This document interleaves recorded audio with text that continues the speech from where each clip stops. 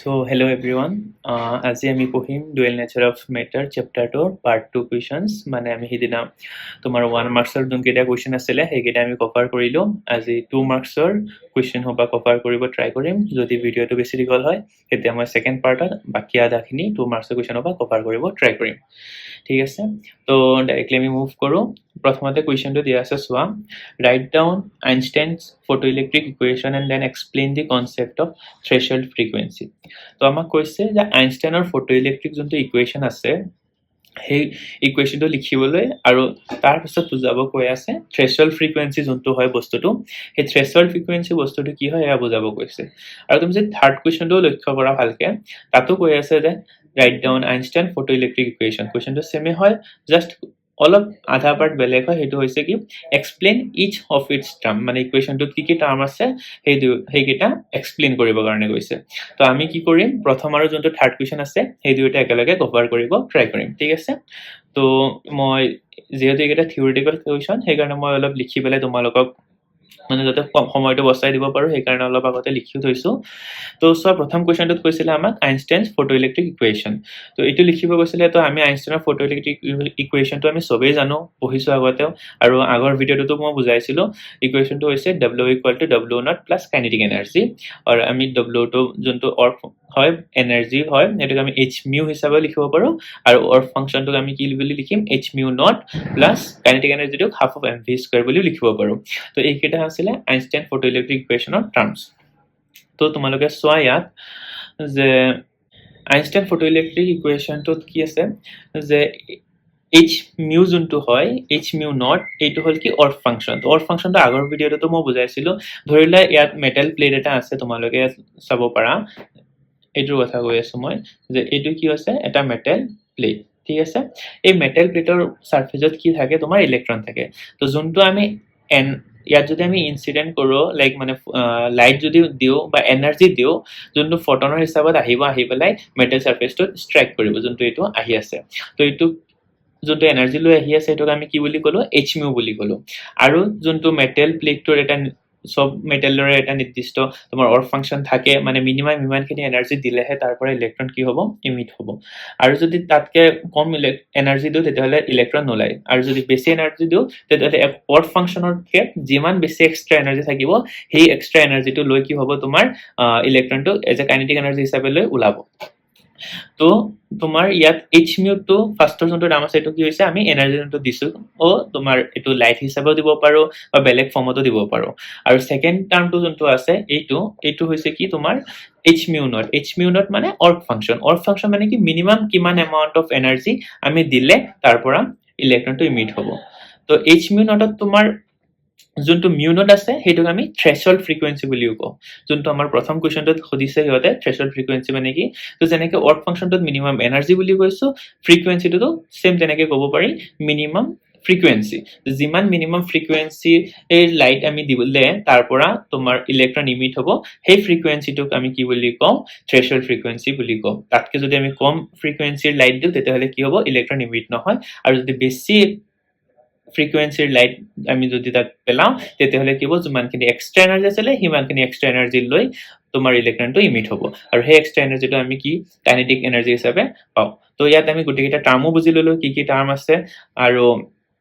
থ্ৰেশহোল্ড frequency কি হয় হেতু বুজি ললো থ্ৰেশহোল্ড ফ্ৰিকুৱেন্সিটো তোমালোকৰ কাৰণে মই ডেফিনিশনটো লিখি দিছো so it is the minimum frequency of light required to remove an electron from a metal surface মানে মেটাল সাৰফেসটোৰ পৰা তোমাৰ কিমান লাইক মিনিমাম এনাৰ্জি দিলে তাৰ পৰা ইলেক্ট্ৰন ৰিমুভ হ'ব হেতু হয় থ্ৰেশহোল্ড ফ্ৰিকুৱেন্সি তো ধৰিলা যোনটো আমাৰ h mu ৰ ভ্যালু আছে এইটো যদি তোমাৰ h mu naught তকৈ বেছি হয় বা w ৰ ভ্যালু যোনটো আছে w naught তকৈ বেছি তেতিয়াহলে কি হ'ব ইলেক্ট্ৰনটো ইমিট হ'ব আৰু যদি তাতকে কম হয় তেতিয়াহলে কি হ'ব ইলেক্ট্ৰন ইমিট নহয় তো এইটোই আছে থ্ৰেশহোল্ড ফ্ৰিকুৱেন্সিৰ কনসেপ্ট তাৰ পিছত আমি আৰু বাকি যোনটো h আছে ইয়াত h টো আমি কি বুলি জানো প্লাংকস কনস্ট্যান্ট বুলি জানো যাৰ ভ্যালুটো সবে জানা থাকে 6.626 × 10⁻34 তো এটা আছিল আমাৰ কি থ্ৰেশহোল্ড ফ্ৰিকুৱেন্সি এতিয়া আমি সেকেন্ড কোৱেশ্চনটোত মুভ কৰো সেকেন্ড কোৱেশ্চনটোত তোমাক কৈছে হোৱাট ইজ ফটোইলেক্ট্ৰিক ইফেক্ট তো ফটোইলেক্ট্ৰিক ইফেক্ট মানে কি আমি এই ওপৰৰ যোনটো কনসেপ্টটো কৰিছো হেতুৱে ফটোইলেক্ট্ৰিক ইফেক্ট বুলি কয় মানে তোমাৰ কিমান So our definition to ki likhise that it is a phenomenon where electrons are emitted from the metal surface when light of sufficient frequency is incident upon it. মানে ধৰিলা তোমাৰ যিমানখিনি sufficient লাগে বা যিমানখিনি এনাৰ্জি লাইট লাগে তুমি যদি সিমানখিনি এনাৰ্জি এটা মেটেল সাৰফেসত দিয়া তাৰ পিছত কি হ'ব তাৰ পৰা তোমাৰ ইলেক্ট্ৰন ওলাব তো হেই যোনটো এটো যোনটো ফেনোমেনন আমি চাই আছো যে লাইক এনার্জির কিবা এটা নির্দিষ্ট এনার্জির লাইট যদি আমি মেটেল সাৰফেসটোৰ ওপৰত দিও তেতিয়া তাৰ পৰা ইলেক্ট্ৰন ওলাই তাতকৈ কম দিনে ওলাই এই ফেনোমেননটোকে আমি কি বুলি কওঁ ফটো ইলেক্ট্ৰিক ইফেক্ট বুলি কওঁ মানে আগৰ যোনটো অলপ আগতে বুজাইছো সেই বস্তুটো এটা একই ইকুৱেচন ঠিক আছে হেইটো তোমাৰ কি কৰিছো আমি তোমাৰ যোনটো ইকুৱেচন আছে এই ইকুৱেচনটো সেমে হয় আমি লিখিছো সোৱা h mu = h mu naught plus half of mv square ঠিক আছে তো second part to আমাক কৈছে কোৱেশ্চনটোৰ যে photoelectric current যোনটো হয় why photoelectric current is like depends on the intensity of incident light মানে যোনটো আমি লাইট ইনসিডেন্ট কৰাই আছো মেটেল সাৰফেসটোৰ ওপৰত মানে যোনটো এনাৰ্জি আমি দি আছো হেইটোৰ ইন্টেন্সিটিৰ ওপৰত photoelectric currentটো কিয় মানে ডিপেন্ড কৰে সো সোৱা তোমালোকে যিমান বেছি এনাৰ্জিতে তুমি মেটেল সাৰফেস এটা স্ট্ৰাইক কৰিবা হিমান বেছি এনাৰ্জি ইলেক্ট্ৰনটোৱে পাব মানে হিমান বেছি ইলেক্ট্ৰন ওলাব এনাৰ্জি লৈ তো যেতিয়া আমাৰ ইন্টেন্সিটি বাঢ়িব এটা ইনসিডেন্ট লাইটৰ তাৰ মানে কি হ'ব বেছি ফটনে তোমাৰ কি হ'ব মেটেল সাৰফেসটো স্ট্ৰাইক কৰিব হিট কৰিব তো যিমান বেছি ফটনে মেটেল সাৰফেসটো খুন্দা মাৰিব হিমান বেছি এনাৰ্জি সাৰফেসটোৱে পাই আছে সো অবভিয়াসলি তোমাৰ কি হ'ব যোনটো ফটোইলেক্ট্ৰিক কাৰেন্ট হ'ব ইয়াৰ পৰা এটো অবভিয়াসলি বাঢ়িব এনম তো এটা লিখিছো যে photoelectric current is proportional to the intensity of incident radiation মানে কি হয় যে তোমাৰ ফটোইলেক্ট্ৰিক কাৰেন্ট যোনটো হয় এটো কিহৰ লগত প্ৰপোৰ্শনাল হয় যে ইনসিডেন্ট যোনটো ৰেডিয়েশন হয় তাৰ লগত প্ৰপোৰ্শনাল হয় মানে কি বুজাই আছে যদি তোমাৰ ইনসিডেন্ট ৰেডিয়েশনটো বাঢ়ে তেতিয়াহলে তোমাৰ কি হ'ব ফটোইলেক্ট্ৰিক কাৰেন্ট যোনটো আছে এটো বাঢ়িব আৰু যদি তোমাৰ ইনসিডেন্ট ৰেডিয়েশনটো কমি আছে তেতিয়া ফটোইলেক্ট্ৰিক কাৰেন্ট যোনটো আছে এটো কমি যাব বিকজ আমি মই ৰিজনটো কৈ দিছো হেটো ইয়াতে লিখিছো মই this is because when the intensity of light increases more photons hit the surface which causes more electrons to be ejected this results in an increase in photoelectric current এখিনি আছিল তোমাৰ second question or part এতিয়া আমি চাও second আৰু first second third তিনটা question cover কৰিলো এতিয়া আমি fourth question টো চাও fourth question টো কি কৈছে তোমাৰ work function of cesium is 2.14 ev তো cesium ৰ work function টো দিয়া আছে আমাক threshold frequency ওলাব দিছে তো threshold frequency আমি জানো work function ৰ ফৰ্মুলা এটা আছে এটো ইমপ্লিমেন্ট কৰিম second part টো চাও আমি যে stopping potential দিয়া আছে লগতে তোমাৰ কি কৈছে incident radiation যোনটো আছে wavelength হেইটোৰ ওয়েভলেন্থ ওলাব দিছে h ৰ ভ্যালু দিয়া আছে আৰু ev দিয়া আছে সো আমি কি ভ্যালু দিয়া আছে হেগেটা আমি ফার্স্টতে নোট ডাউন কৰি লম তো বলা সোৱা ওয়াৰ্ক ফাংশনটো দিয়া আছে কিহৰ সিজিএমৰ 2.14 ev আৰু স্টপিং পটেনশিয়াল যোনটো আছে স্টপিং পটেনশিয়ালটো কিমান দিছে স্টপিং পটেনশিয়াল মানে v দি বুজাও তো 0.60 v ঠিক আছে তো প্ৰথম কোৱেশ্চনটো কি কৈছে আমাৰ থ্ৰেশহোল্ড ফ্ৰিকুৱেন্সি ওলাব দিছে threshold frequency তো threshold frequency মানে আমি work function দি আছে threshold frequency তো w naught আমি কি বুলি ফৰ্মুলাটো জানিছিলো h mu naught তো h mu naught তো mu naught যোনটো হয় এটা কি হয় threshold frequency তো mu naught ৰ ভ্যালুটো আমি কেনেকৈ পাম w naught by h ঠিক আছে তো এটো যদি আমি সলভ কৰো w naught ৰ ভ্যালু কিমান দিয়া আছে 2.14 ev divided by h ৰ ভ্যালু কিমান জানো আমি 6.626 into 10 to the power minus 34 এটো দিয়াই আছে তোমাৰ জুল সেকেন্ড ঠিক আছে এটা সোৱা তোমাৰ দুইটা ভ্যালু কি হৈ আছে বেলেগ বেলেগ ইউনিটত আছে এটো আছে ev আৰু এটো আছে জুল সেকেন্ড তো আমি কি কৰিব লাগিব ev টো জুললৈ কনভাৰ্ট কৰিব লাগিব তো আমি 1 ইলেক্ট্ৰন ইকুয়াল টু কি জানো 1.6 into 10 to the power minus 19 ঠিক আছে তো এটো আমি যদি কনভার্ট কৰো এতিয়া তোমাৰ দুইটা জুল হৈ গল ঠিক আছে এতিয়া আমি কি কৰিম তলত 6.626 আছে সেম ভ্যালুয়ে থাকিব এটো যদি আমি সলভ কৰো আনসাৰ ওলাব আমাৰ 5.16 into 10 to the power 14 per second এটো আমি হার্টজ বুলি লিখিব পাৰো ফ্ৰিকুৱেন্সিৰ unit 5.16 into 10 to the power 14 hertz তো এটো আমাৰ হৈ গল থ্ৰেশহোল্ড ফ্ৰিকুৱেন্সি ঠিক আছে এতিয়া আমি ওলাম তোমাৰ সেকেন্ড পাৰ্ট টু কোৱেশ্চনৰ যোনটো আমাক কি কৈছে ইনসিডেন্ট লাইটৰ তোমাৰ ওয়েভলেন্থ ওলাব দিছে তো ওয়েভলেন্থ অফ ইনসিডেন্ট লাইট ঠিক আছে তো আমি ইকুয়েশন আনসাৰৰ ফটোইলেক্ট্ৰিক ইকুয়েশনটো জানোৱে এটো কি আছিল h mu equal to h mu naught plus h mu equal to w naught plus kinetic energy ঠিক আছে এইটো ইকুয়েশনটো জানো W0 টো কি আছিল স্টপিং সরি ওয়ার্ক ফাংশন তো ওয়ার্ক ফাংশনটো আমাৰ কোৱেশ্চনটো দিয়ে আছে এইটো কি হ'ব ইনসিডেন্ট লাইটৰ এনাৰ্জি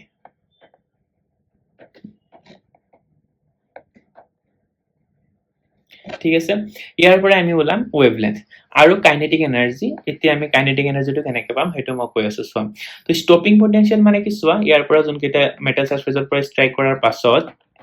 যোন কেটা ইলেক্ট্ৰন ওলাইছে তাক আমি লাইক স্টপ কৰিবলৈ যিমান পটেনশিয়াল দিব লাগিব হেতু হৈ গল তোমাৰ স্টপিং পটেনশিয়াল তো স্টপিং পটেনশিয়ালটো তুমি যদি চাব যা হেতু কিহৰ লগত এনাৰ্জি কনজাৰভেশন কৰিলে কি কম পাম আমি যোনটো হেৰি কাইনেটিক এনাৰ্জি হৈছে তাত আমি স্টপিং পটেনশিয়ালটো লিখিব পাৰো ঠিক আছে তো এই বস্তুটা আমি লিখিব পাৰো যে work plus stopping potential energy sorry এটা পটেনশিয়াল নহয় পটেনশিয়াল এনার্জি হ'ব তো ফার্স্টত আমি পটেনশিয়ালৰ পৰা স্টপিং পটেনশিয়ালৰ পৰা এনাৰ্জিটো উলাই লওঁ ঠিক আছে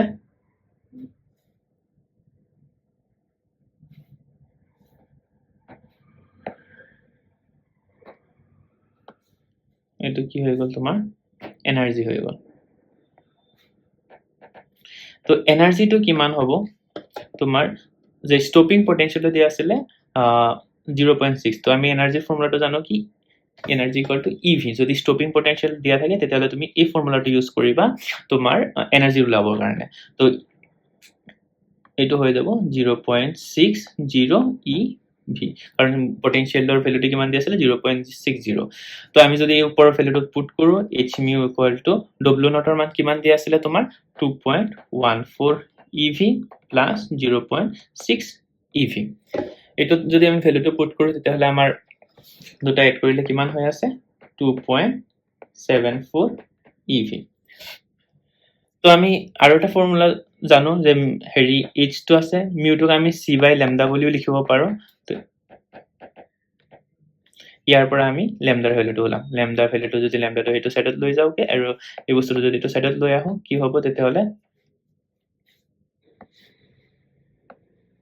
ইয়াতে হৈ যাব hc তলত হৈ যাব 2.74 EV তো h এর ভ্যালু ছিল 6.626 into 10 to the power minus 34 c এর value hall 3 into 10 to the power 8 divided by 2.74 into 1.6 into 10 to the power minus 19 volt তো এইটো যদি আমি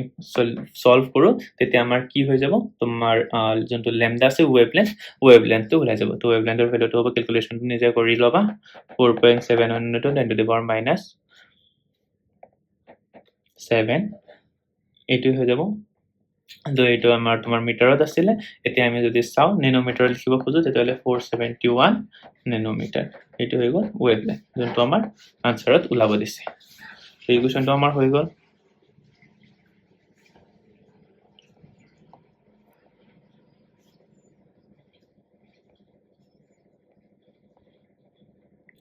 The next question to let me move koro. Next question to ki hoise soa.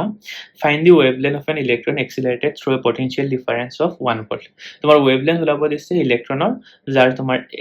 like potential difference to dia ase 1 volt. আমি যোনটো accelerate কৰিছো 1 volt potential difference দি ঠিক আছে তো এটো কাৰণে আমি কি কৰিম সোয়া নাম্বাৰ কোনটো আছিল 5 numbers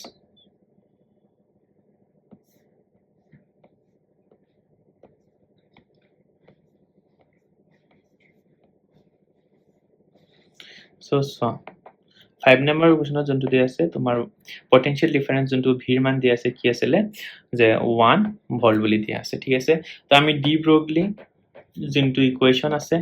এই ইকুৱেশনটো ইউজ কৰিম ল্যামডাৰ কাৰণে ল্যামডা ইকুয়াল টু কি জানো h by p ঠিক আছে এই ইকুৱেশনটো আমি এনেকৈ লিখিব পাৰো h by তোমাৰ mv এটো এনেকৈ লিখিব পাৰো আমি h by root over 2m kinetic energy equal to এটো কেনেকৈ লিখিব পাৰো h by root over 2m kinetic energy আৰু potential energy ইকুৱেল হ'ব তো potential energy আমি ev লিখিব পাৰো তো এইখিনি ফৰ্মুলা মনত ৰাখিবা তোমালোকে মই মাৰ্ক কৰি দিছো এই ফৰ্মুলা কেইটা তোমালোকে ইউজ কৰি অলমোস্ট ডি ব্ৰগলি ইকুৱেশনৰ সব কোৱেশ্চন সলভ কৰি লব পাৰিবা তো ইয়াত আমাৰ কোনটো দিয়া আছে ভি দিয়া আছে এই বস্তু ফৰ্মুলাটো ইউজ কৰিম আমি lambda equal to h by root over 2s e v ঠিক আছে তো h ৰ ভ্যালুটো কি হৈ যাব 6.626 into 10 to the power minus 34 divided by 2 মাস কিমান হয় ইলেক্ট্ৰনৰ mass of electron is 9.1 into 10 to the power minus 31 kg into e ৰ ভ্যালু আছিল 1.6 into 10 to the power minus 19 আৰু v ৰ ভ্যালুটো কিমান দিয়া আছে 1 বুলি দিয়া আছে তো এটো যদি আমি কৰো সলভ আমাৰ আনসাৰ ওলাব 12.27 into 10 to the power minus 10 meter তো 10 to the power minus 10 meter তো আমি আংস্ট্ৰমত লিখিব পাৰো 2.27 12.27 angstrom তো lambda ভ্যালু এইটো ওলাই গল আমাৰ 1 ইলেক্ট্ৰন ভল্ট যেতে আমি এক্সেলাৰেট কৰিছো তেতে আমাৰ এইটো ওলাইছে ঠিক আছে এতিয়া আমি নেক্সট কোৱেশ্চনটোত আকৌ মুভ কৰো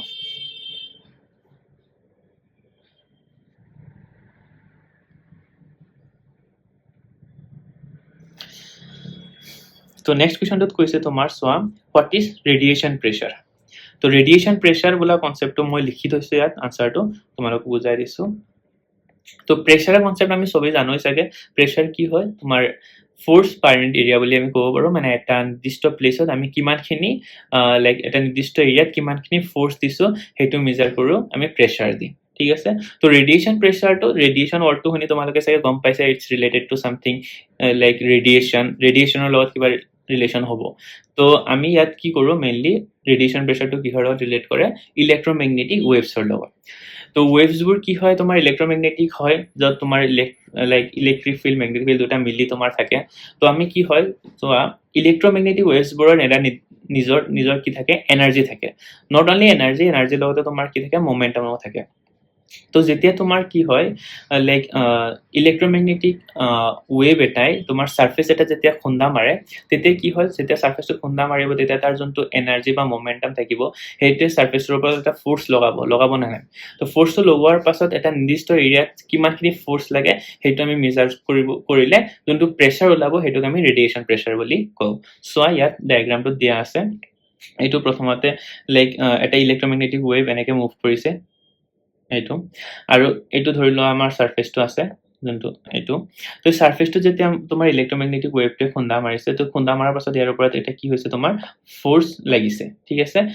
তো ফোৰ্স লাগিছে বা এনাৰ্জি জিয়ে কো তোমাৰ লাইক কিবা এটা এনাৰ্জি তো লাগিব ইয়াত বা ফোৰ্স লাগিব বা মোমেন্টাম লাগিব তো হেইটো আমি যদি তোমাৰ এটা নিৰ্দিষ্ট এৰিয়াৰ কাৰণে মেজাৰ কৰো তেতিয়া আমাৰ কি আছে ৰেডিয়েশন প্ৰেসাৰটো পাই যাও তো এইটোকে মই লিখিছো when an electromagnetic wave hits a surface it will exert a force onto that surface মানে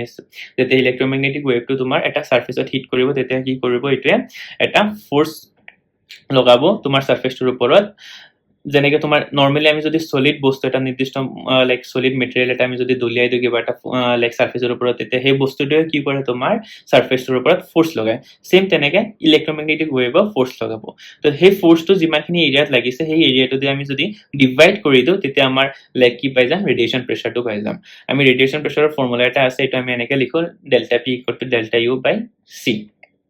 যত ডেল্টা ইউ টো তোমাৰ এনাৰ্জি বুজাই আছে আৰু c আমি সবে জানো স্পিড অফ লাইট ভ্যালুটো ইকুয়াল তোমাৰ 3 * 10 to the power 8 metre per second ঠিক আছে এটো ৰেডিয়েশন প্ৰেসাৰটো আমি সবে বুজি পালো এতিয়া আমাৰ নেক্সট কোৱেশ্চনটো কি হৈছে চাও নেক্সট কোৱেশ্চনটো হৈছে তোমাৰ what is the de Broglie wavelength of an electron in the Bohr's orbit of radius 0.51 angstrom in hydrogen atom তো তোমাৰ কি ভ্যালু গিভেন কি দিয়া আছে তোমাৰ এটা হাইড্ৰোজেন এটমৰ ৰেডিয়াস দিয়া আছে তোমাৰ কৈছে তাকো ইলেক্ট্ৰনৰ তোমাক কৈ আছে ওয়েভলেন্থ ওলাবলৈ তো আমি এই ফাৰ্স্টত কি কৰিম যিকোনো কোৱেশ্চনে দিয়া থাকো আমি ফাৰ্স্টত কি কৰিম তোমাৰ যোনটো গিভেন বস্তু আছে আমি হেইকেটা লিখি লব ট্ৰাই কৰিম তাৰ পাছত আমি কি কৰিম তাৰ ওপৰত ইমপ্লিমেন্ট কৰিম বস্তুবোৰ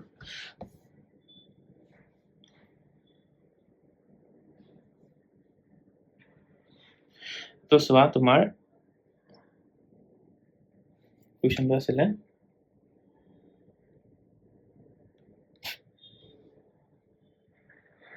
আচ্ছা সৰি মই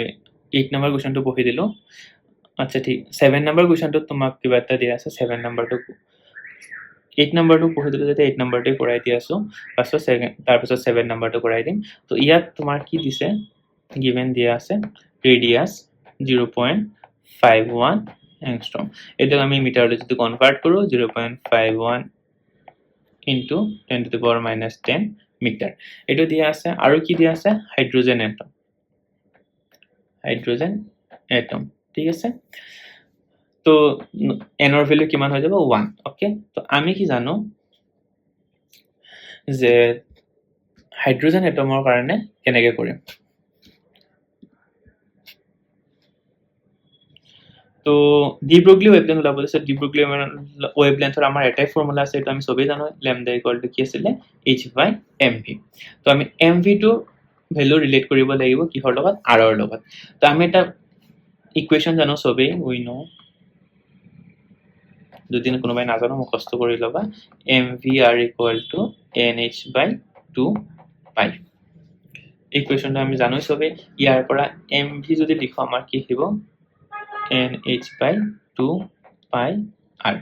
তো আমি এই ভ্যালুটো ইয়াত পুট কৰিব পাৰো তো পুট কৰিলে আমাৰ কি আহিব lambda equal to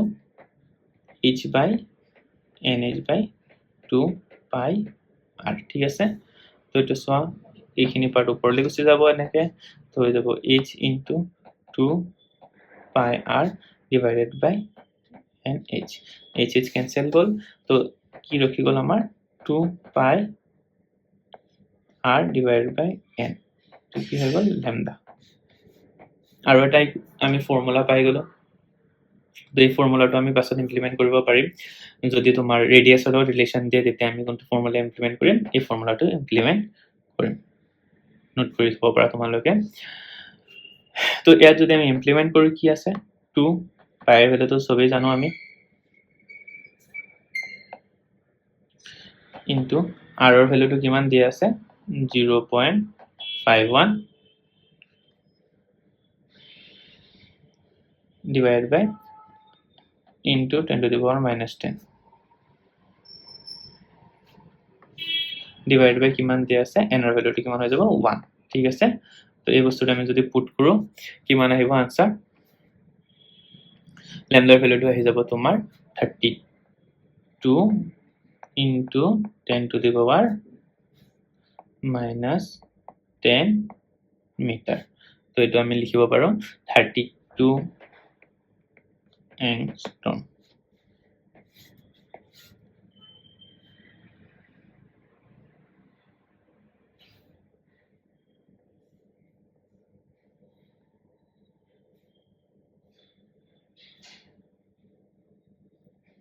তো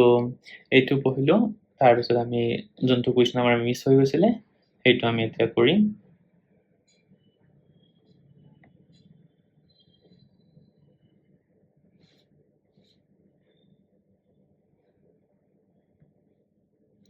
7 number question to amar miss hoye gechile 7 number question to hoise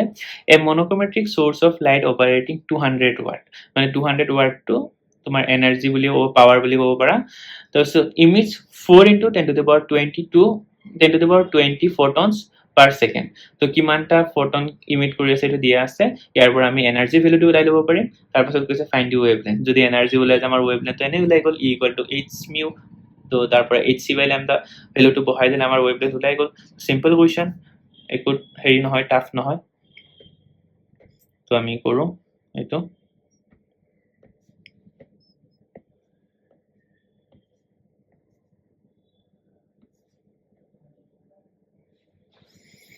তো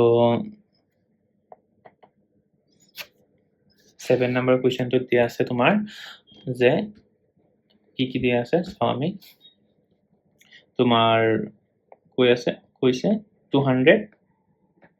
watts ঠিক আছে এটো দিয়া আছে আৰু কি দিয়া আছে 4 into 10 to the power 23 photons per second ঠিক আছে এই দুটা বস্তু দিয়া আছে তো এই দুটাৰ পৰা আমাৰ লাইক এনাৰ্জি এটো তো পাওয়াৰ দিয়া আছে তো আমি যদি ইয়াৰ পৰা বলা এনাৰ্জি কি হৈ যাব এনাৰ্জি পাৰ এটো তো টোটাল ফটনছৰ কাৰণে দিয়া আছে আমাৰ যদি হতে পাৰ ফটনছৰ কাৰণে কিমান হ'ব তেতিয়া আমি হেতু ইমপ্লিমেন্ট কৰিব লাগিব তো কি হৈ যাব তোমাৰ এনাৰ্জি অফ ইচ ফটন কিমান হৈ যাব যদি গোটেইখিনি ফটনৰ মান দিয়া আছে তে এটা ফটনৰ কাৰণে আমি কি কৰিব লাগিব ডিভাইড কৰি দিব লাগিব যে এটা সেকেন্ডত কিমান হপা ফটন ওলাই আছে তো এটা ফটনৰ কাৰণে তোমাৰ কি হ'ব লাগিব লাইক ডিভাইড কৰিব লাগিব total power divided by 4 into 10 to the power 23 divide কৰি দিলো আমাৰ এটা আমাৰ কি হৈ যাব এটা ফটনৰ কিমানখিনি এনাৰ্জি লাগে হেতু ওলাই যাব 5 into 10 to the power minus 19 জুল ঠিক আছে এটো ওলাই গল এতিয়া আমি জানোই সবে এই ফর্মুলাটো E equal to কি জানো hc by lambda ঠিক আছে E equal to hc by lambda মানে তো ফর্মুলা ইয়াৰ পৰা আহিছে E equal to h mu তো h mu এৰ পৰা mu টো আমি c by lambda হিচাপে লিখিব পাৰো ইয়াৰ পৰা যদি আমাৰ কৈছে ওয়েভলেন্থ হলাব তো ওয়েভলেন্থৰ কাৰণে কি হ'ব hc by e ঠিক আছে তো hc by e কৈছে গতিকে h c এর ভ্যালু আমি h 6.626 into 10 to the power minus 34 আৰু c এর ভ্যালু হৈছে 3 into 10 to the power 8 divided by e value হৈ যাব তোমাৰ 5 into 10 to the power minus 19 তো এই ভ্যালুটো পুট কৰিলে কিমান আহিব তোমাৰ 4 into 10 to the power minus 7 metre তেটো আমি ন্যানোমিটাৰলৈ কনভাৰ্ট কৰিলে হৈ যাব 400 nanometer কারণ আমি কি জানো 1 nanometer equals to 10 to the power minus 9 meter